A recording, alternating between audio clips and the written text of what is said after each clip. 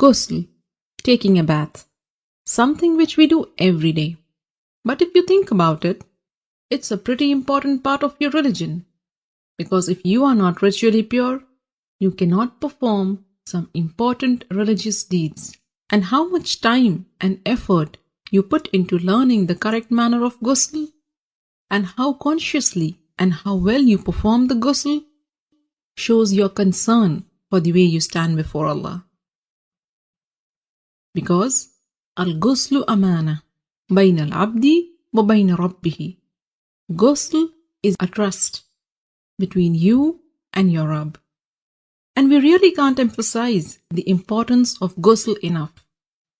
In this series, we will begin the discussion with the obligatory ghusl, which will be helpful to you when you are in a hurry or if there is not enough time to take a complete ghusl. Next, I will take you step by step through the etiquettes of the complete ghusl, where we will discuss the sunnah acts of ghusl. And finally, in the next video, we will answer some frequently asked questions about ghusl. Alhamdulillah, all the information and answers are taken from the writings and fatwa of the scholars. So let's begin. There are two kinds of ritual impurities, the minor impurity and the major impurity, which occurs as a result of janabah, haid or nifas.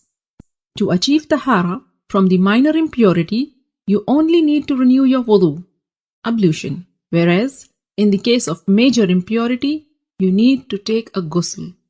And ghusl can be taken in two ways. A complete ghusl with all the sunnahs of the Prophet, and a partial or a sufficient ghusl, which means only doing what is obligatory to free yourself from the ritual impurity. So what are these obligatory acts of ghusl?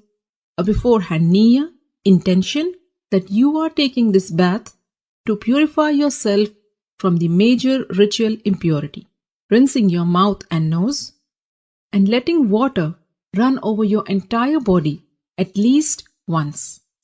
Make sure it reaches every part of it, even your scalp under the thick hair. If you manage to do this much, then you have purified yourself from the major ritual impurity. As for the complete ghusl, and this is the mustahab one, and it is how the Prophet ﷺ took a bath. And this is how you do it. Begin with an intention to purify yourself from the major impurity.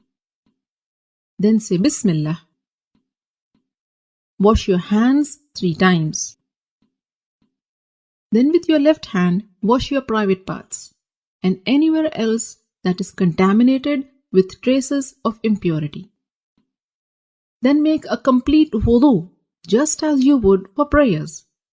Then pour water over your head 3 times, rubbing and making sure that it thoroughly reaches your scalp. Some scholars said 3 times means once on the right, next on the left, and then in the center. And then pour water and wash the entire body, beginning with the right side, then the left, while rubbing it with your hands so that you are sure you haven't missed any part. So these are the etiquettes of the complete ghusl.